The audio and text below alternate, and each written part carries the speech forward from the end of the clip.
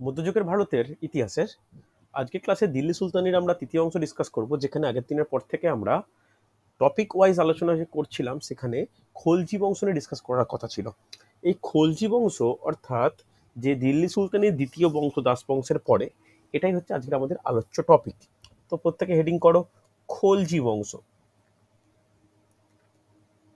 খলজি বংশ note down করে নাও। খলজি বংশ, খলজি বংশ কত সাল থেকে কত সাল লিখে নাও। 1290 সাল থেকে 1320 সাল। 1290 থেকে 1320। দেখো, এটা আগের দিন ডিসকাস করে নিয়েছিলাম যে খলজি বংশের প্রতিষ্ঠাতাকে। তো লিখে নাও প্রথম প্রতিষ্ঠাতার নাম এবং তার সম্বন্ধে বিস্তারিত আলোচনা, যে জালাল উদ্দিন ফিরোজ খলজি। জালাল উদ্দিন ফিরোজ খলজি, নোট ডাউন করবে। জালাল উদ্দিন ফিরোজ খলজি, উনি কত সাল থেকে কত সাল লিখে নাও। 1290 থেকে 1296। ঠিক আছে, 1290 থেকে 1296। ওনার সম্পর্কে আমাদের বিশেষ তথ্য জানার প্রয়োজন, যে ওই এই মানে জালালউদ্দিন ফিরোজ খলজি, ইনি আমরা জানি আগের দিন ডিসকাস করে নিয়েছিলাম যে দাস বংশের শেষ দুই রাজা কায়কোবাদ ও কায়ামুর্স দুজনকে হত্যা করে 70 বছর বয়সে সিংহাসনে বসে। ঠিক আছে, প্রথম যে প্রশ্ন ওনার সম্পর্কে আসে সেটা হচ্ছে খলজি বিপ্লব। এই খলজি বিপ্লব কথাটা কিন্তু ইম্পর্টেন্ট। এই খলজি বিপ্লব কি, ভালো করে শুনে নাও। যে দাস বংশের অবসান ঘটিয়ে আফগান শাসক হিসাবে প্রথম খলজি বংশকে স্থাপন করাটাই হচ্ছে খলজি বিপ্লব নামে পরিচিত। তো এইটা একটা ইম্পর্টেন্ট পয়েন্ট, যে এই খলজিরাই প্রথম দিল্লির আফগান শাসক। তো লিখে নাও, তিনি ছিলেন প্রথম মানে দিল্লির প্রথম আফগান শাসক। তিনি ছিলেন দিল্লির প্রথম আফগান শাসক। ইম্পর্টেন্ট পয়েন্ট কিন্তু, নোট ডাউন করবে। প্রথম আফগান শাসক, দিল্লির প্রথম আফগান শাসক, মনে থাকে যেন, কোশ্চেন আসে এটা। ওকে, দেখো তাহলে যদি প্রশ্ন করা হয় দাস বা আইবক বংশ কোন জাতিভুক্ত ছিল, কি বলবে? দাস বা আইবক বংশ কোন জাতিভুক্ত ছিল, কি বলবে তোমরা? অ্যান্সার কি হবে ভালো করে শুনে নাও। দাস বা আইবকরা অর্থাৎ ইলতুৎমিশ থেকে আরম্ভ করে এখানে জাতিগতভাবে সেই অর্থে কোনো কিছু বলা যায় না, কারণ বিভিন্ন কৃতদাস সম্প্রদায়ের মানুষ ওইখানে এসে একত্রিত হয়েছিল। কারণ কুতুবুদ্দিন আইবক নিজেই কৃতদাস ছিল, যে ইলতুৎমিশ তার জামাই ছিল সেও কৃতদাস ছিল। তো এখানে প্রপার জাতি সত্তা বলা না গেলেও বলতে পারি যে এরা হচ্ছে ইলবাড়ি তুর্কি জাতিভুক্ত দাস বংশ ছিল। এদেরকে পতন ঘটিয়ে প্রথম আফগান শাসক হিসাবে জালালউদ্দিন খলজি সিংহাসনে আসীন হওয়ায় এটাকে খলজি বিপ্লব বলা হয়। মনে থাকবে, এটাকেই কিন্তু খলজি বিপ্লব বলা হয়। নেক্সট পয়েন্ট, এরপর পরপর কিছু পয়েন্ট করা প্রয়োজন, যে জালালউদ্দিন ফিরোজ শাহ মানে কোথা থেকে রাজ্য পরিচালনা করত, বলতে পারবে? এটা কিন্তু একটা স্পেশাল জায়গা, লিখে নাও কিলোগিরি। ঠিক আছে, লিখে নাও কিলোগিরি, নোট ডাউন করে নাও। যেখান থেকে তিনি শাসন পরিচালনা করতেন, যেখান থেকে তিনি শাসন পরিচালনা করতেন। অবাক একটা প্রশ্ন আসে, এই প্রশ্নটা অনেকেই ভুল করে। কিলোগিরি জায়গাটির প্রতিষ্ঠাতা কে, কেউ বলতে পারবে? কিলোগিরি জায়গাটার প্রতিষ্ঠাতা কে, যেখান থেকে জালালউদ্দিন ফিরোজ খলজি শাসন কার্য পরিচালনা করতেন? কেউ বলতে পারবে? এটা কিন্তু ইম্পর্টেন্ট প্রশ্ন, এটা ডাব্লিউবিসিএস মেন্সের প্রশ্ন। দেখো, এই পয়েন্টগুলো আমাদের একটু করে নেওয়া প্রয়োজন। ব্যাকেটে লিখে রাখো যে দাস বংশের অন্যতম শাসক কায়কোবাদ নির্মিত। ওকে, কায়কোবাদ কিন্তু এই কিলোগিরি নির্মাণ করে, যে জায়গা থেকে বা যে প্রাসাদ থেকে, কিলোগিরি বা অনেক জায়গায় কিলো ঘিরিও বলা থাকে, ঘও বলা হয় গও বলা হয়। ঠিক আছে, এই কিলোগিরি বা কিলোগিরি রাজপ্রাসাদ থেকে শাসন কার্য পরিচালনা করতেন। হচ্ছে হ্যাঁ কি না? এই পয়েন্টগুলো কিন্তু গুরুত্বপূর্ণ হচ্ছে। চলো নেক্সট নোট ডাউন করবে। ওনার সময় উল্লেখযোগ্য ঘটনা 1292 সাল। ওই সময় কি হয়? ওই সময় হচ্ছে তিনি মান্দাসোর জয়লাভ করেন। ওই সময় তিনি মান্দাসোর জয়লাভ করেন। এটা কিন্তু ওনার শাসন কার্যের মধ্যে উল্লেখযোগ্য একটা ব্যাপার হয়েছে, হ্যাঁ কি না? চলো নেক্সট নোট ডাউন করবে যে ভালো করে শোনো, উনি মঙ্গল আক্রমণ, ওই সময় মঙ্গল আক্রমণ ঘটে এবং মঙ্গল আক্রমণ ঘটলে তাদের কিন্তু পরাজিত করে। হয়েছে? ভালো করে নোট ডাউন করে একটা নেক্সট পয়েন্ট, মঙ্গল আক্রমণ প্রতিরোধ। মঙ্গল আক্রমণ প্রতিরোধ হয়েছে, মঙ্গল আক্রমণ প্রতিরোধ এইটাও কিন্তু ওনার সময় একটা উল্লেখযোগ্য সাফল্য বলতে পারি। এইবার পরবর্তী ঘটনাটা কিন্তু একটু অন্যরকম, যে ওই সময় মঙ্গল আক্রমণ করে দিল্লির ওপর, উনি কিন্তু ওদেরকে দমন করে বা প্রতিরোধ করে। এই সময়ে যে সমস্ত মঙ্গল সেনা আসে তারা কিন্তু তারা তাদেরকে এই ফিরোজ খলজি কিন্তু মারেনি, বা এদেরকে ক্ষমা প্রার্থনা যখন করে সুলতানের কাছে এরা ক্ষমা করে দেয়, এবং তৎক্ষণাৎ সেই সমস্ত মঙ্গল সেনারা ইসলাম ধর্ম গ্রহণ করে পাকাপাকিভাবে দিল্লি ও তার সন্নিহিত অংশে বসবাস করতে শুরু করে, যারাই মধ্যযুগীয় ইতিহাসে নব্য মুসলমান নামে পরিচিত। নোট ডাউন করো, নব্য মুসলমান নামে পরিচিত। মনে থাকবে, কোশ্চেন আসে কারা নব্য মুসলমান নামে পরিচিত, লিখে রাখতে হবে জালালউদ্দিন ফিরোজ শাহ জালালউদ্দিন ফিরোজ খলজির কাছে প্রতিহত হওয়া মঙ্গল বাহিনী মুসলিম ধর্ম গ্রহণ করে নব মুসলমান নামে পরিচিত হয়। হ্যাঁ কি না? এটা কিন্তু উল্লেখযোগ্য একটা পয়েন্ট। এরপর দেখা যায়, ভালো করে শুনে নাও, দেখা যায় এই মানে মুসলমান যে গোষ্ঠী, যেটা হচ্ছে অ্যাকচুয়ালি মঙ্গল অরিজিন, মঙ্গল জাতিভুক্ত, তারা পরবর্তী ক্ষেত্রে শাসন কার্যে বিভিন্ন সমস্যা তৈরি করার কারণে, ভালো করে শুনবে, পরবর্তী শাসক আলাউদ্দিন খলজি প্রায় 90 থেকে 95% নবমুসলিমদের নৃশংসভাবে হত্যা করে। ঠিক আছে? তো এইটা আমরা পরের ক্ষেত্রে, অর্থাৎ জালালউদ্দিন ফিরোজ খলজির পরে যখন আলাউদ্দিন খলজি পড়বো তখন আমরা আলোচনা করব। হ্যাঁ কিনা? হচ্ছে? ভালো করে দেখো, খুব গুরুত্বপূর্ণ। এরপরে আমরা এর পরের শাসক কার নাম শুনছি? আলাউদ্দিন খলজি। এই আলাউদ্দিন খলজি বংশের শ্রেষ্ঠ সম্রাট বটে, কিন্তু আলাউদ্দিন খলজি জালালউদ্দিন ফিরোজ খলজির রক্তের সম্পর্কের কেউ ছিল না। ভালো করে শোনো, রক্তের সম্পর্কের কেউ কিন্তু ছিল না। ছিল কে? ভালো করে শুনবে, জামাই ছিল। কোন কোন ঐতিহাসিকবিদের মতে আলাউদ্দিন খলজি জালালউদ্দিন ফিরোজ খলজির ভ্রাতুষ্পুত্র বা ভাইপো ছিল বলে মনে করেন, তবে এই ব্যাপারটা একটা বিতর্ক রয়েছে। তবে জালালউদ্দিন ফিরোজ খলজির জামাই ছিলেন এই পরবর্তী শাসক আলাউদ্দিন খলজি। ঠিক আছে? এটা কিন্তু ইম্পর্টেন্ট একটা ব্যাপার। তো যখন জালালউদ্দিন মারা যাচ্ছে, তারপরে আলাউদ্দিন নিজেকে সুলতান হিসাবে ঘোষণা করে। অর্থাৎ উত্তরাধিকার সূত্রেও বলা ঠিক নয়, কিন্তু পরবর্তী ক্ষেত্রে খলজির আর কিছু না থাকার কারণে আলাউদ্দিন খলজি নিজেকে সুলতান হিসেবে ঘোষণা করছে 1296 সাল। তো পরে হেডিং করো, এই চ্যাপ্টারের বা এই টপিকের অন্যতম গুরুত্বপূর্ণ একটা অংশ, সেটা হচ্ছে আলাউদ্দিন খলজি। আলাউদ্দিন খলজি আলাউদ্দিন খলজি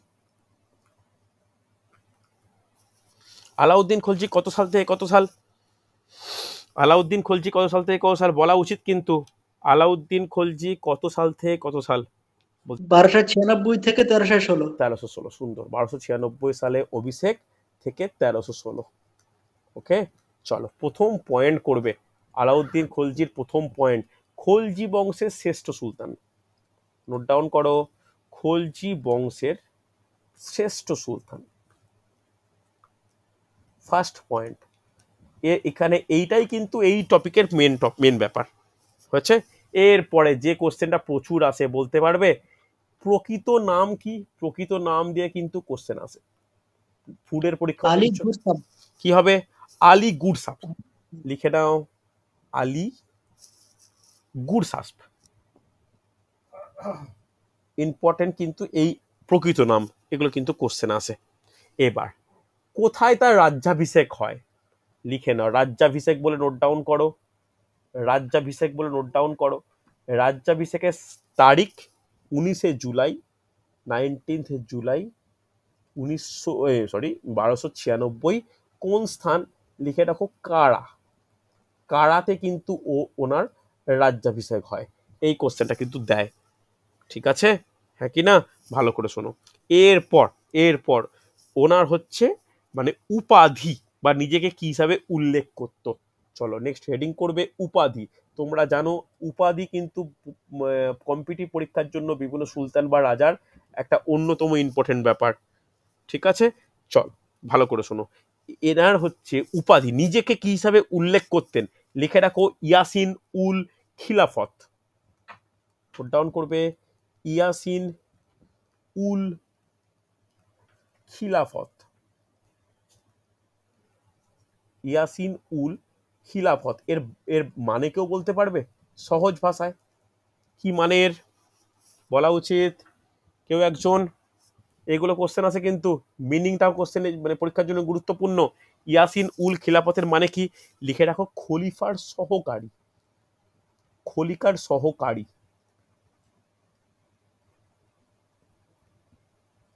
খলিফার সহকারী। এই পয়েন্টগুলো কিন্তু ইম্পর্টেন্ট। নিজেকে কিন্তু এই হিসাবে উল্লেখ করছে হচ্ছে, হ্যাঁ কি না? এই পয়েন্টগুলো কিন্তু ইম্পর্টেন্ট। চলো এরপর এরপর আমাদের একটা জিনিস জানার দরকার, ওনার সময় যেটা উল্লেখযোগ্য সেটা 1900 হয়ে যাচ্ছে 1296 সাল থেকে যখন উনি শাসন কার্য সামলাতে আরম্ভ করেছেন, পর পর পর পর ওই সময় মঙ্গল আক্রমণ চলতেই ছিল। তো একটা হেডিং করো মঙ্গল আক্রমণ বলে, একটা হেডিং করো মঙ্গল আক্রমণ। এটা কিন্তু খুব ইম্পর্টেন্ট, ভালো করে জানার দরকার। এই মঙ্গল আক্রমণ দিয়ে কিন্তু কোশ্চেন আসে, ঠিক আছে? মঙ্গল আক্রমণ করে একটা লেখো, মানে কলাম টাইপের বানিয়ে নাও, আমার আলোচনা করতে সুবিধা হবে। প্রথম এদিকে লেখো সাল, ওকে? তারপরে নোট ডাউন করবে নেতা। নেতা না করে লেখো মঙ্গল, মঙ্গল নেতা বা মঙ্গল শাসক যাই লিখতে পারো হচ্ছে। তারপর এদিকে লেখো সেনাপতি বা আলাউদ্দিনের সেনাপতি। এইগুলো কিন্তু যে কোনো পরীক্ষার জন্য ইম্পর্টেন্ট। এখন কোন পরীক্ষার কোন কোশ্চেন কঠিন হবে সহজ হবে জানা যেহেতু মুশকিল, আমাদের এই টপিকগুলো একটু ডিটেলসই পড়ে রাখাটা উপযোগী বলে মনে হয়। তো সাল প্রথম হচ্ছে 1296 সাল। এই সালে মঙ্গল নেতা কাদার খাঁ দিল্লি আক্রমণ করে, যেখানে আলাউদ্দিনের সেনাপতি, খুব ইম্পর্টেন্ট, জাফর খাঁ নেতৃত্ব দেয়। জাফর খাঁ নেতৃত্ব দেয়, ঠিক আছে?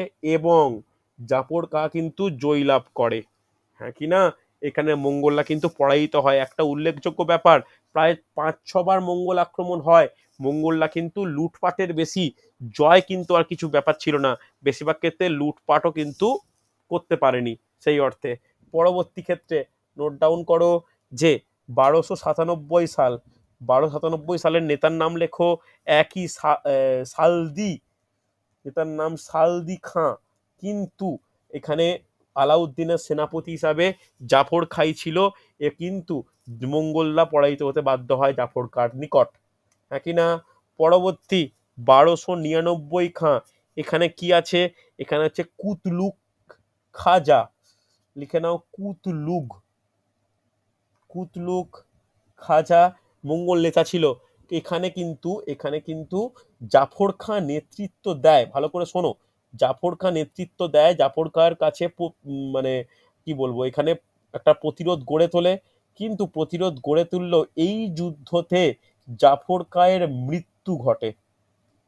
উল্লেখযোগ্য একটা পয়েন্ট অ্যাড করলাম, জাফর খাঁয়ের মৃত্যু ঘটে হচ্ছে। চলো নেক্সট নোট ডাউন করবে 1303 সাল। 1303 সালে কে? ভামরি খাঁ। নোট ডাউন করবে ভামরি খাঁ। এখানে কে? এখানে কিন্তু মানে আলাউদ্দিন খলজি নিজেই এই আক্রমণ কিন্তু প্রতিরোধ করে। তো সেনাপতি সেই অর্থে না থাকলেও আলাউদ্দিন খলজি ফোর্ট ফ্রন্টে থেকে এই যুদ্ধ কিন্তু বা এই আক্রমণ কিন্তু প্রতিরোধ করে। লিখে নাও আলাউদ্দিন খলজি, ব্যাকেটে লিখে রাখো সিরি দুর্গ থেকে উনি কিন্তু এই আক্রমণ প্রতিরোধ করতে সক্ষম হয় হচ্ছে। এরপরে 1305, 1305 কে? 1305 হচ্ছে আলী বেগ, মঙ্গল নেতা আলী বেগ, মঙ্গল নেতা আলী বেগ। এখানে কে? এখানে নোট ডাউন করো, এখান থেকে স্টার্ট দিয়ে রাখো, অন্যতম একটা পয়েন্ট আসছে, গাজী মালিক, গাজী মালিক ও মালিক কাফুর। গাজী মালিক ও মালিক কাফুর খুব গুরুত্বপূর্ণ। এরপরে এরপরে লাস্ট নোট ডাউন করবে 1306, 1306 কে? ইকবাল মন্দ, ইকবাল মন্দ, ইকবাল মন্দ ও এর সঙ্গে আর একজন নেতা ছিল, তার নামটা আমার খেয়াল নেই। এখানেও কিন্তু একইভাবে গাজী মালিক ও মালিক কাফুর এই আলাউদ্দিনের সেনাপতি হিসাবে মঙ্গলদের পরাজিত করে। হয়েছে। এবং এবং পরবর্তী ক্ষেত্রে আরেকবার ইকবালমন্দ আক্রমণ করলে তখন আলাউদ্দিন খলজি এটা কিন্তু সম্পূর্ণভাবে তার প্রতিরোধ করে। তাহলে এই এই কোন মঙ্গল নেতা কত সালে কে আলাউদ্দিন খলজির হয়ে সেনাপতিত্ব করেছে আমি কিন্তু নোট ডাউন করলাম। বোঝা গেছে? হ্যাঁ কি না? ক্লিয়ার হয়েছে? রেসপন্স করতে হবে। বোঝা গেছে তো? চলো হ্যাঁ স্যার। এরপরে দেখো, এরপরে আলাউদ্দিন খলজি কেন শ্রেষ্ঠ শাসক বলছি বা কেন বিখ্যাত, এটা খুব ইম্পর্টেন্ট এই কারণে যে আলাউদ্দিন খলজি মঙ্গল আক্রমণ প্রতিরোধের উদ্দেশ্যে সিরিতে তার রাজধানী স্থানান্তর করে। তাহলে ফার্স্ট একটা পয়েন্ট নোট ডাউন করো, সিরিতে রাজধানী স্থানান্তর। ওকে, সিরিতে রাজধানী স্থানান্তর উল্লেখযোগ্য পয়েন্ট। কোশ্চেন এরকম দুরকম ভাবে আসতে পারে যে আলাউদ্দিন খলজি কোথায় স্থানান্তর করে, অ্যান্সার হবে সিরিতে, বা কোন দিল্লি সুলতানের কোন সুলতান বা কোন সম্রাট সিরিতে তার রাজধানী স্থানান্তর করে। এর উদ্দেশ্য কি ছিল? উদ্দেশ্য কি বলবে? উদ্দেশ্য কি বলবে? লিখে নাও, মঙ্গল মঙ্গল। আক্রমণ প্রতিরোধ করা। একদমই তাই, মঙ্গল আক্রমণ প্রতিরোধ। লিখতে লিখতে আলোচনা করতে করতে করো, ইতিহাস নিয়ে কোনো ডাউট থাকবে না। মঙ্গল আক্রমণ প্রতিরোধ, খাতায় যেন একটা সুন্দর করে নোট রেডি হয়। ঠিক আছে, মঙ্গল আক্রমণ প্রতিরোধ। এরপরে আমরা পরপর পরপর পড়বো যে আলাউদ্দিন খলজি রাজ্য জয়। দেখো হেডিং করো রাজ্য জয় বলে, রাজ্য জয় বলে হেডিং করো। আমি রাজ্য জয়টাকে একটু কলাম করে লেখাবো। কিরকম ভাবে কলাম করে লেখাবো? দুটো ভাগে ভাগ করে লেখাবো। একটা হচ্ছে উত্তর ভারত জয়, একটা হচ্ছে উত্তর ভারত অভিযান বলতে পারি, আর একটা হচ্ছে দাক্ষিণাত্য বা দক্ষিণ ভারত, দক্ষিণ ভারত বা দাক্ষিণাত্য অভিযান। এই দুটোই কিন্তু আলাউদ্দিনের সময় যথেষ্ট উল্লেখযোগ্য একটা ব্যাপার। দেখো কিভাবে কি করছে, কি কি ব্যাপার পরপর আলোচনা করা যাক। প্রথম পয়েন্ট পয়েন্ট করে করে উত্তর ভারতের আন্ডারে। প্রথম পয়েন্ট, সাল ইম্পর্টেন্ট, মানে কোন রাজ্য আক্রমণ সেটা ইম্পর্টেন্ট, সেই রাজ্যের রাজা কে ছিল সেটা ইম্পর্টেন্ট। চলো প্রথমেই আমরা দেখব 1297 সাল। কোথায় কাকে আক্রমণ করা হচ্ছে? আক্রমণ করা হচ্ছে গুজরাট অঞ্চল। গুজরাট অঞ্চল, এই গুজরাটের তখন রাজাকে, গুজরাটের রাজা হচ্ছে কর্ণদেব। লিখে রাখো কর্ণদেব। এখানে ভালো করে শুনবে পয়েন্ট, যেটা যেটা আলোচনার ব্যাপার। এই আক্রমণে সেনাপতিত্ব কে করছে? লিখে রাখো নুসরত খাঁ, নুসরত খাঁ ও উলুগ খাঁ। নাম শুনেছো নিশ্চয়ই মোটামুটি ইতিহাসে, উলুগ খাঁ আর নুসরত খাঁ নাম দুটো বিখ্যাত। উলুগ খাঁ আর নুসরত খাঁ, ঠিক আছে, এটা কিন্তু উলুগ ঘ। ওকে, উলুগ খাঁ আর নুসরত খাঁ, এটা হচ্ছে দুজন সেনাপতি। এখানে কি হয়?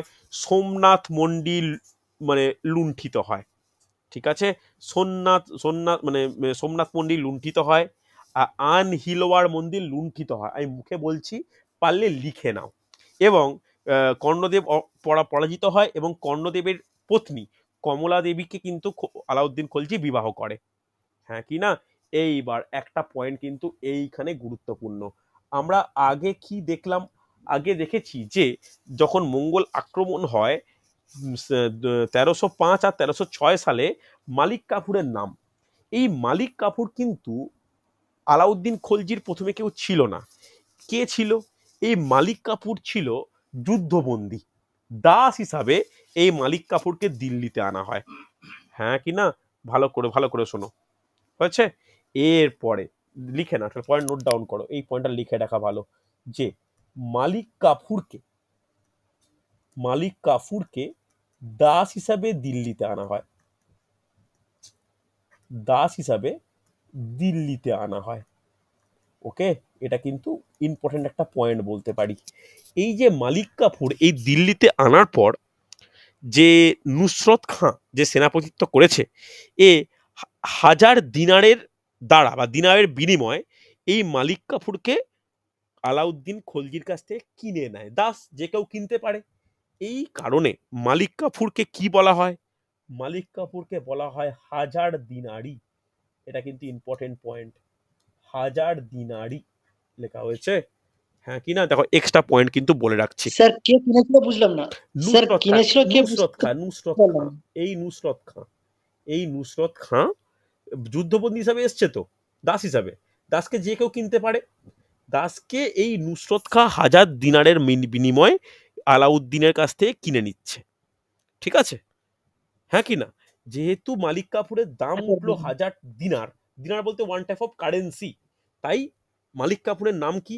1000 দিনারি, মনে থাকবে, হ্যাঁ কি না? বোঝা গেছে?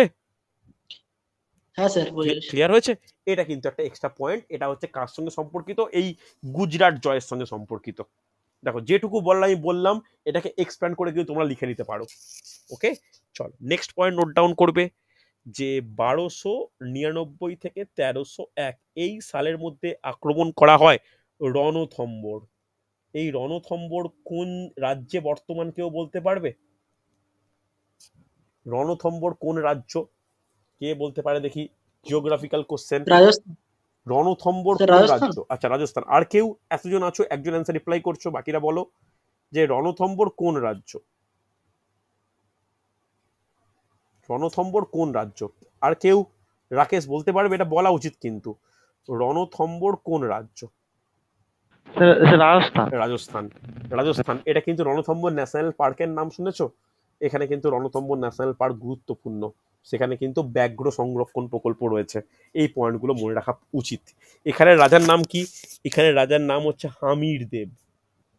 হামির দেব, মনে থাকবে? চলো, এখানে নেতৃত্ব কে দেয়? এখানে নেতৃত্ব একইভাবে নুসরত খাঁ উলুগ খাঁ। আমি জাস্ট ডট ডট দিয়ে যাচ্ছি। ডট ডট কেন দিলাম আশা করি বুঝতে পারলে। লিখে রাখো নুসরত খাঁ উলুগ খাঁ। হচ্ছে এরপরে যেটা ইম্পর্টেন্ট পয়েন্ট, এই রণথম্বর আক্রমণে নুসরত খাঁ পরাজিত, সরি পরাজিত নয়, বলবো নুসরত খাঁয়ের মৃত্যু। নুসরত খাঁয়ের মৃত্যু মানে অন্যতম বলতে পারি আলাউদ্দিনের ডান হাত বলা যায়, মৃত্যু, হ্যাঁ কিনা? এই সময় দেখো রণথম্বর দুর্গ দখল করে ফেলছে, যে রাজা হামির দেব মারা যাচ্ছে, এবং এই রণথম্বর হচ্ছে রাজপুত অঞ্চল, এবং এই রাজপুত রমণীরা জহর ব্রত পালন করছে, হ্যাঁ কিনা? এই জহর ব্রত সম্বন্ধে মোটামুটি আইডিয়া আছে বলেই মনে হয়, যে একটা অগ্নিকুণ্ডে প্রত্যেকের প্রবেশ করে নিজেদের আত্মহত্যা, হ্যাঁ কিনা? হয়েছে? চলো নেক্সট, নেক্সট পর নেক্সট লেখো 1303 সাল। 1303 লোকে লিখে রাখো চিতোর। চিতোরের রাজার নাম কি? রতন সিং। রতন সিং, যারা পদ্মাবত সিনেমা দেখেছো তারা একটু আইডিয়া পেয়েছো, তবে সিনেমা থেকে নলেজ সংগ্রহ করার ইন্টেনশন না থাকাই ভালো। এখানে কে নেতৃত্ব দিয়েছে? এখানে আলাউদ্দিন নিজেই, নোট ডাউন করো, আলাউদ্দিন নিজেই নিজেই এখানে নেতৃত্ব দেয়। ওকে, এখানে কিন্তু শেষ পর্যন্ত জয়লাভ করতে সক্ষম হয়, এবং এবং নিজে ওই অঞ্চলে শাসনকর্তা হিসাবে নিয়োগ থাকেন না, বা নিজে কিন্তু শাসন করেননি, ওইখানে খিজির খাঁকে চিতোরের শাসনকর্তা নিয়োগ করা হয়। Extra important point note down করো, খিজির খাঁ, খিজির খাঁকে লিখে নাও শাসনকর্তা নিয়োগ করা হয়। শাসনকর্তা নিয়োগ, এক্সট্রা পয়েন্ট বললাম, ইম্পর্টেন্ট হয়েছে, হ্যাঁ কি না? চলো লাস্ট উত্তর ভারত অভিযানের লাস্ট নোট ডাউন করব 1305। 1305-এ কে? লিখে রাখো মালব। মালবের রাজা কে ছিল? মালবের রাজা ছিল হবনন্দ। এই আক্রমণে কে কে নেতৃত্ব দেয় আলাউদ্দিনের পক্ষে? আইন ই মুলক, নাম নোট ডাউন করো, আইন উল মুলক। আইন উল মুলক নেতৃত্ব দেয়। তাহলে পয়েন্টগুলো বুঝতে পারলে আরেকবার রিভাইজ করে দিই। সাল কোন কোন? 1297, 1299, 1301, 1303, 1305। গুজরাট, রণথম্বর, চিতোর, মালব মুখস্থ হয়ে যায় জানো। কে কে নেতৃত্ব দিচ্ছে? নুসরত খাঁ উলুগ খাঁ। পরবর্তী ক্ষেত্রে নুসরত খাঁ উলুগ খাঁ, কিন্তু নুসরত খাঁর মৃত্যু হচ্ছে। তারপরটা আলাউদ্দিন খলজি স্বয়ং, তারপরটা আইন উল মুলক, হ্যাঁ কি না? ক্লিয়ার হয়েছে? তাহলে এতখানি আমরা আলোচনা করলাম, ভালো করে শোনো, এতখানি আমরা আলোচনা করলাম কি উত্তর ভারত অভিযান সম্পর্কে। উত্তর ভারত অভিযান সম্পর্কে আমরা আলোচনা করলাম। এরপর আমাদের আলোচনা করা উচিত দক্ষিণ ভারত। দক্ষিণ ভারতেও কিন্তু মোটামুটি 5টা সাল কে কোন সময় কে কে আক্রমণ করছে এটা কিন্তু গুরুত্বপূর্ণ। তবে একটা জিনিস বলে দিই, এখানে যেমন বিভিন্ন অভিযানে বিভিন্ন সেনাপতিদের নাম উল্লেখযোগ্য, কিন্তু এই দক্ষিণ ভারত অভিযানে সমস্ত নেতৃত্বটাই কে দেয়? কে বলবে, বলা উচিত? Malik Kafur. Malik Kafur. Perfect answer, note down করো, মালিক কাপুর। যে মালিক কাপুরকে গুজরাটের কর্ণদেবের কাছ থেকে যুদ্ধবন্দী হিসাবে, দাস হিসাবে নিয়ে আসা হয়, যিনি হাজার দিনাই নামে পরিচিত ছিলেন। ওকে, চলো সাল লেখো কোন কোন। প্রথমে লেখো 1306 কি আক্রমণ করা হয়? 1300 আক্রমণ করা হয় দেবগিরি আক্রমণ। দেবগিরি আক্রমণ। দেবগিরির রাজার নাম কে ছিলেন? রামচন্দ্র। রামচন্দ্র, হ্যাঁ কি না? রামচন্দ্রকে পরাজিত করে, কিন্তু আলাউদ্দিন খলজি মানে সিঁড়ি থেকে দেবগিরি শাসন করা মুশকিল, তাই আলাউদ্দিন রামচন্দ্রকে দেবগিরিতে পুনঃপ্রতিষ্ঠা করে দেয়, হ্যাঁ কি না? হচ্ছে। চল চল নেক্সট। নেক্সট 2 নম্বর পয়েন্ট নোট ডাউন করবে। 1308। 1308 কে বরঙ্গল। বরঙ্গল, এই বরঙ্গল জায়গাটা কোথায়? বর্তমান কর্ণাটক। তো নাম কে, মানে কোন রাজা ছিল? রাজা হচ্ছে প্রতাপ রুদ্রদেব। নামগুলো ইম্পর্টেন্ট। প্রতাপ রুদ্রদেব। প্রতাপ রুদ্রদেব মনে থাকবে। এর সঙ্গে কিন্তু সন্ধি একটা করা হয়, যেখানে প্রতাপ রুদ্রদেব বার্ষিক একটা কর আলাউদ্দিনের হাতে তুলে দেবে, ঠিক আছে? চলো এরপরে 1310। 1310 কে হোয়েসল রাজ্য। লিখে নাও, হোয়েসল রাজ্য। এটা রেলের কোশ্চেনে এসেছিল। কে ছিল রাজা? কে ছিল রাজা? ছিল বীরবল্লাল। রাজা ছিল বীরবল্লাল, হ্যাঁ কি না? গুরুত্বপূর্ণ হচ্ছে। মানে হোয়সল রাজ পরাজিত হয় এবং খলজি কাছে আত্মসমর্পণ করে। এরপরে 1311 সাল। 1311 সালে কে? পাণ্ড। একদম সাউথের দিকে চলে এসেছি আমরা। পাণ্ড রাজ্য। পাণ্ড রাজ্য ওই সময় কে ছিল? লিখে রাখো, পাণ্ড ছিল কুলশেখর। রাজা বা শাসক ছিল কুলশেখর। এই আক্রমণে সাউথ ইন্ডিয়ার বিখ্যাত মন্দির রামেশ্বর মন্দির কিন্তু ধ্বংস করা হয়, ঠিক আছে? অসুবিধা নেই। এরপরে আবার পুনরায় দেবগিরি আক্রমণ করা হয়। কত সালে? 1313 সাল। কোশ্চেন আসে, আলাউদ্দিন খলজি কোন দক্ষিণ ভারতীয় রাজ্য দ্বিতীয়বার আক্রমণ করে? অ্যান্সার হবে দেবগিরি। যতদিন রামচন্দ্র ছিল অসুবিধা নেই, রামচন্দ্রের পরবর্তী রাজা যখন শঙ্কর দেব হয়, সেই শঙ্কর দেব কিন্তু একটা বর্ষতা টাইপের স্বীকার করতে চায়নি, তাই আলাউদ্দিন খলজি মালিক কাপুরের নেতৃত্বে আবার আক্রমণ করে। তখন কিন্তু শঙ্করগিরিকে নিহত করা হয় এবং দেবগিরিকে সুলতানি সাম্রাজ্যের অন্তর্ভুক্ত করা হয়। হয়েছে? বলো, বোঝা গেছে কি যায়নি? ক্লিয়ার হয়েছে? উত্তর ভারত আক্রমণ, দক্ষিণ ভারত আক্রমণ ক্লিয়ার? রেসপন্স করো। দেখো সাল ওয়াইজ কিন্তু পর পর সিকোয়েন্স, আমি একটা সিকোয়েন্সও কিন্তু বাদ যায়নি, প্রতিটা কিন্তু সাল ওয়াইজ এগোচ্ছে আমার এখানে। এরপরে দেখো, এরপরে এইখান থেকে এইটা, তারপরে প্রত্যেকটা সাল যাচ্ছে। হ্যাঁ বলো বলো। সোমনাথ মন্দিরটা কোথায় লুণ্ঠন হয়েছিল বলেন একটু। এই যে দেখো, এইখানে গুজরাট আক্রমণের সময়, গুজরাট আক্রমণের সময় সোমনাথ মন্দির লুণ্ঠন হয়। শুধু সোমনাথ মন্দির নয়, হিলওয়াড়া মন্দিরও লুণ্ঠিত হয়, ঠিক আছে? আচ্ছা, চলো আর কোনো প্রশ্ন এই এতে রাজ্য জয় থেকে নেই তো? চলো, রাজ্য জয় পড়া হয়ে যাওয়ার পরে নোট ডাউন করবে একটা এক্সট্রা পয়েন্ট, যে বাজার দর নিয়ন্ত্রণ। বাজার দর নিয়ন্ত্রণ। বাজার দর নিয়ন্ত্রণ। দেখো, প্রথম দিল্লি সুলতানি শাসক হিসাবে উনি এই বাজার দর নিয়ন্ত্রণটা একটা উল্লেখযোগ্য, মানে মানে কি বলবো, একটা শাসন কার্যের সাফল্যতা বলতে পারি, যেটা কিন্তু সেই সময় ভাবাই যেত না। দেখো, এখানে তিনি প্রথম কি করে? প্রথম রেশনিং ব্যবস্থা, ফার্স্ট পয়েন্ট, এটা কিন্তু কোশ্চেনে আসে।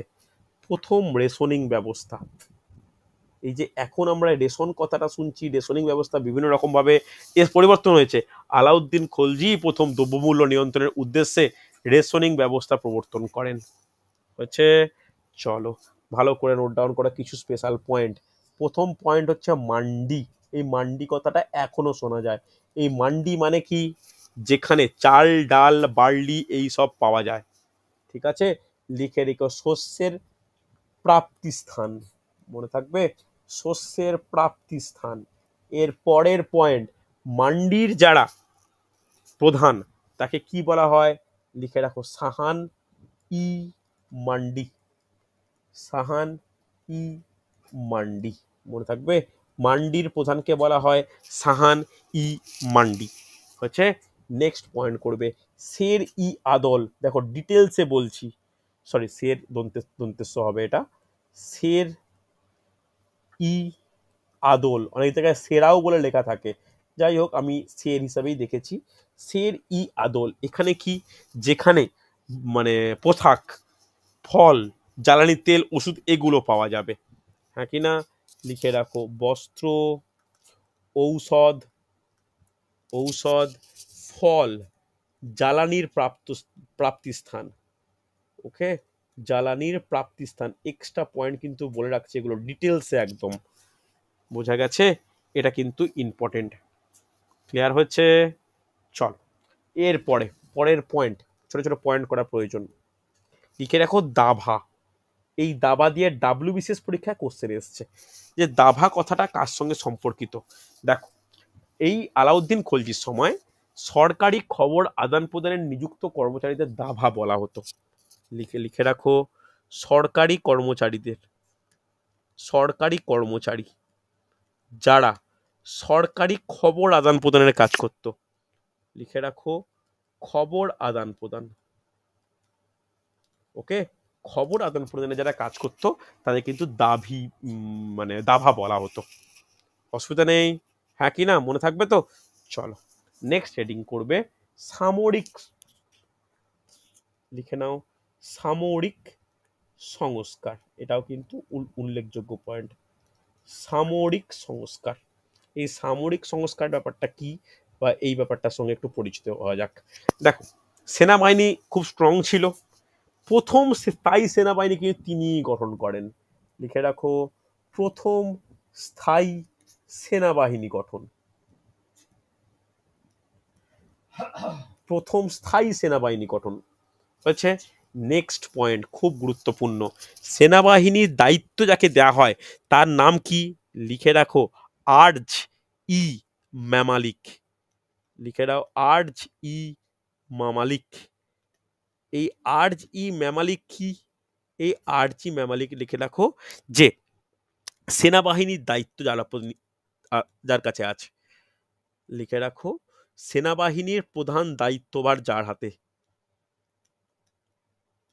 প্রধান দায়িত্বভার যার হাতে, মনে থাকবে। নেক্সট পয়েন্ট খুব উল্লেখযোগ্য, দেখো তিনি যাতে কোনো করাপশন বা দুর্নীতি না হয় তাহলে দুটো প্রথা চালু করে, একটা দাগ আর একটা হুলিয়া। কাকে দাগ বলা হয়, ব্যাকেটে লিখে রাখো অশ্ব চিহ্নিতকরণ, যাতে প্রতিটা ঘোড়াকে চেনা যায় আলাদা আলাদা করে, তাই ঘোড়ার গায়ে যে দাগ দেওয়ার প্রবণতা তাকে মানে ও দাগ বলা হয়।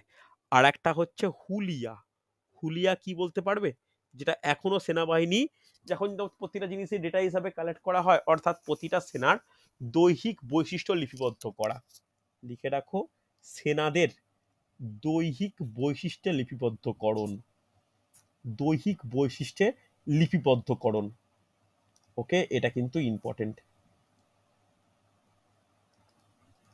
হচ্ছে, এই পয়েন্টগুলো কিন্তু ইম্পর্টেন্ট, যা যা দৈহিক বৈশিষ্ট্য রয়েছে, কার কোথায় কিরকম মানে শারীরিক গঠন, এগুলো কিন্তু হুলিয়ার মাধ্যমে কি করা হচ্ছে, লিপিবদ্ধ করা হচ্ছে হয়েছে।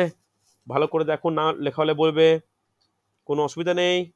চলো দেখো এরপরে এরপরে যদি আমরা আলোচনা করি যে ওনার সময় কি কি স্থাপত্য, কারণ দিল্লি সুলতানিতে স্থাপত্য মারাত্মকভাবে হয়েছিল, কার সময় কি স্থাপত্য, এটা কিন্তু প্রশ্নের জন্য গুরুত্বপূর্ণ। স্থাপত্য, আলাউদ্দিন খলজির সময় কি কি স্থাপত্য হয়, প্রথমে সিডি শহর, যেটা বারবার বলছি, সিডি শহর কিন্তু আলাউদ্দিন প্রতিষ্ঠা করে, আমি লাস্টে সব নোট ডাউন করিয়ে দেবো, তারপরে নোট ডাউন করো আলাই দরওয়াজা, নিজের নাম অনুসারে আলাই দরওয়াজা, আলাই দরওয়াজা, তারপরে হচ্ছে হাজার সিতান, হাজার সিতান, এরপর লেখো জামাতখানা মসজিদ, জামাতখানা মসজিদ, তারপরে শামসিতালা প্রভৃতি। পরে যখন একটা টপিক লেখাবো যে সুলতানি যুগের স্থাপত্য, তখন আমি আরো ডিটেলস এগুলো আলোচনা করব। হচ্ছে, চল এইবার দেখা যাচ্ছে যে এই 1315 পর থেকে বাজাউদ্দিন খলজি অসুস্থ হয়ে পড়ে। তো সেই সময় কিন্তু মালিক কাফুরই সমস্ত ক্ষমতা অধিকার করে তার শাসন কার্য এগিয়ে নিয়ে যায়। হয়েছে, হ্যাঁ কি না? পরবর্তী ক্ষেত্রে যখন মালিক কাফুর আরো ক্ষমতাশালী হয়ে ওঠার চেষ্টা করে, তখন আলাউদ্দিনের পরিবারের বিভিন্ন মানে দেহরক্ষী বলতে পারি, তাদের পরিবারকে রক্ষা করার জন্য মালিক কাফুরকে হত্যা করে। ওকে, চল এর পরবর্তী শাসকের নাম জাস্ট লিখে রাখা প্রয়োজন। লিখে রাখো কুতুবউদ্দিন মুবারক শাহ। কুতুবউদ্দিন মুবারক শাহ। কুতুবউদ্দিন মুবারক শাহ কত সাল থেকে কত সাল? 1316 থেকে 1320। তবে ইনি অতটা যোগ্য ছিলেন না। ইনি হচ্ছে মানে দ্রব্যমূল্য নিয়ন্ত্রণ নীতি টিথি সবকিছু প্রত্যাহার করে নেয়, উদারনীতি গ্রহণ করে। অতটা যোগ্য সুলতান যাকে বলে বা যোগ্য শাসক যাকে বলে, ইনি সেই অর্থে ছিলেন না সেটা। এবং ইনি নিজেকে খলিফা বলে ঘোষণা করেন এবং আল ওয়াসিক বিল্লাহ উপাধি ধারণ করেন। লিখে নাও, আল ওয়াসিক বিল্লাহ বিল্লাহ উপাধি ধারণ করেন এবং নিজেকে খলিফা সমতুল্য বা খলিফা হিসাবে মনে করেন। ওকে, এটা কিন্তু একটা ইম্পর্টেন্ট পয়েন্ট হচ্ছে। দেখো, এই পয়েন্ট কিন্তু আমার জন্য গুরুত্বপূর্ণ। ওকে, চল পরবর্তী ক্ষেত্রে বিভিন্ন ষড়যন্ত্রে নিহত হন এবং দেখা যাচ্ছে যে এরপরে পরবর্তী ক্ষেত্রে এই খলজি বংশ একদম মানে কি বলবো মানে যোগ্যতা সেরকম ভাবে না থাকার বা যোগ্যহীন একজন ব্যক্তিত্ব বা সুলতানের কাছে পড়ায় সেরকম ভাবে আর দানা বাঁধতে পারেনি। তো লাস্ট যে সম্রাটের নাম উল্লেখযোগ্য, লিখে রাখো, নাসির উদ্দিন খসরু শাহ। নাসির উদ্দিন খসরু শাহ কত সাল থেকে কত সাল? সাল বলা উচিত নয়, 1320 বলেই লিখে রাখো। বলতে পারি ওই এপ্রিল থেকে সেপ্টেম্বর এইরকম টাইপ। ইনি কি ছিলেন? ইনি প্রথম সুলতান যিনি হিন্দু ছিলেন, পরবর্তী ক্ষেত্রে মুসলিম ধর্ম গ্রহণ করেন।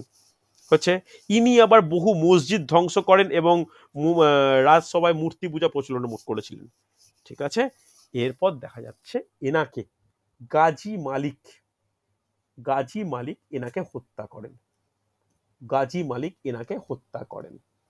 ওকে, গাজী মালিক হত্যা করেন। আর পুরোপুরিভাবে যে যুদ্ধে ওনাকে হত্যা করা হয়, হত্যাটা করছে যেটা যুদ্ধে হত্যা করা হয়, এই যুদ্ধটার নামও লিখে রাখো, খুব গুরুত্বপূর্ণ, তিল পথের যুদ্ধ।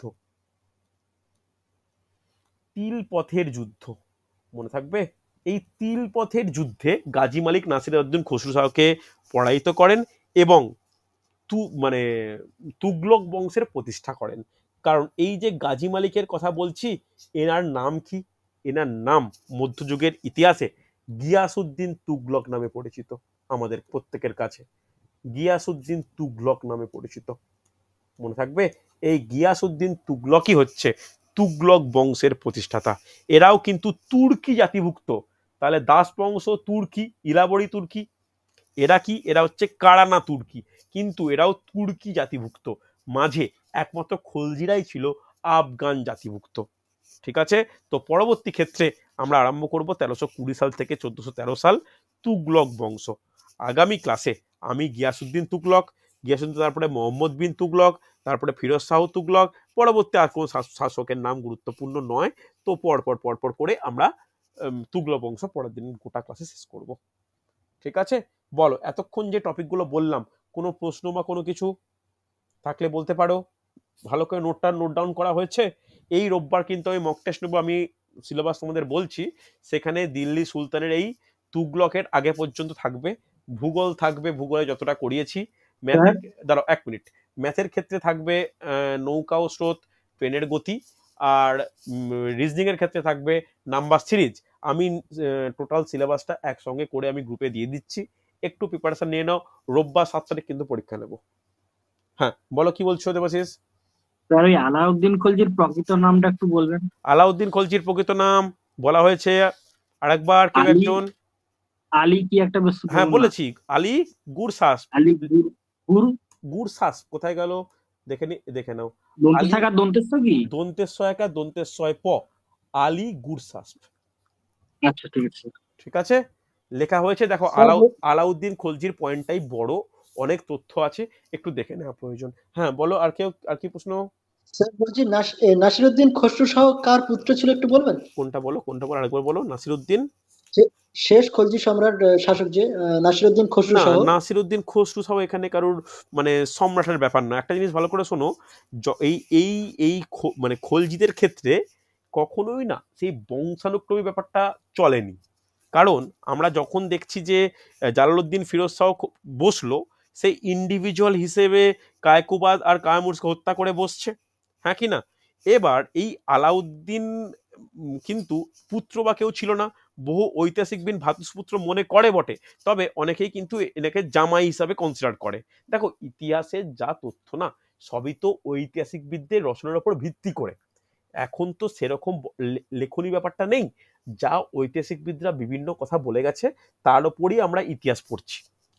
আলাউদ্দিন খলজি কিন্তু জালালউদ্দিনের পুত্র নয়, নয় ভ্রাতুষ্পুত্র হতে পারে বা জামাতা হতে পারে, হ্যাঁ কি না? আমি বিভিন্ন তথ্য পেয়েছি, কেউ বলছে জামাতা, কেউ বলছে ভ্রাতুষ্পুত্র।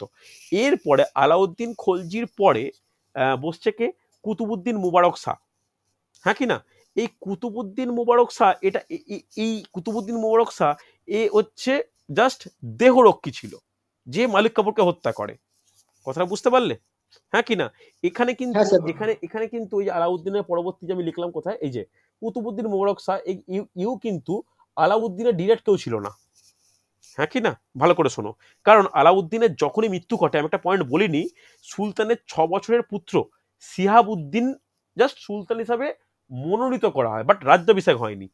তাহলে আলাউদ্দিনের পুত্রকে সিহাবউদ্দিন, বুঝতে পারলে? কিন্তু এই কুতুবুদ্দিন মুবারক শাহ ক্ষমতার লোভে 6 বছর বয়সী সিহাবউদ্দিনকে হত্যা করে নিজের সিংহাসনে বসে। তাহলে এই কুতুবুদ্দিন কিন্তু আলাউদ্দিনের ডিরেক্ট কেউ নয়। আলাউদ্দিনের পুত্রের নাম সিহাবউদ্দিন, আমি তথ্যটা বলিনি, ওটা ইম্পর্টেন্ট নয় বলে। পরবর্তীতে দেখা যাচ্ছে যে এই নাসিরউদ্দিন খসরু শাহ, যিনি জন্মসূত্রে হিন্দু, তিনি ইসলাম ধর্ম গ্রহণ করে কুতুবুদ্দিন মুবারক শাহকে হত্যা করে বসছে। কথাটা বুঝতে পারলে? একে আবার হ্যাঁ স্যার। অযোগ্য অযোগ্য একদম শাসন টলমলো। ওই সময় কাজী মালিক এনাকে হত্যা করছে, যে কাজী মালিকের আসল নাম কি? গিয়াসুদ্দিন তুগলক। আবার তুর্কিরা ফিরে আসছে, হ্যাঁ কি না? এবার যুদ্ধটা গুরুত্বপূর্ণ, 13 সালে তিল পথের যুদ্ধ, মনে থাকবে, হ্যাঁ কি না? দেখো পয়েন্টগুলো ক্লিয়ার হয়েছে, রেসপন্স করো। হ্যাঁ স্যার। চলো হ্যাঁ পরের দিনের ক্লাসে, আগামীকাল আমি হচ্ছে জিওগ্রাফি ক্লাস নেবো, না আগের দিন মানে এ রয়েছে, হ্যাঁ জিওগ্রাফি রয়েছে। তো তারপরে হচ্ছে যখন আমি ইতিহাস ক্লাস নেক্সট উইকে নেবো আবার, তখন তুগলক শেষ করব, আর দুটো হলে দিল্লি সুলতানি কমপ্লিট। ওকে, চলো আজকে তাহলে এতটাই।